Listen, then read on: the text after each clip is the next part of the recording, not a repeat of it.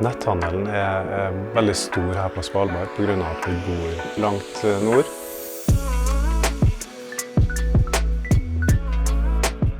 Det er veldig begrenset med butikker her oppe som vi kan gå og kjøpe som de kan gjøre på fastlandet. Så netthandelen er veldig stor.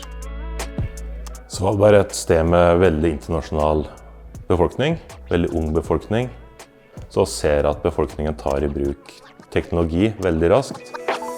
Det som er at vi mottar pakker av veldig variert størrelse. De pakkene som er i riktig størrelsesorden, de tror jeg mange kan ønske å ha i en pakkeboks, sånn at de kan hente det etter sin arbeidsdag eller når det måtte passe kunden.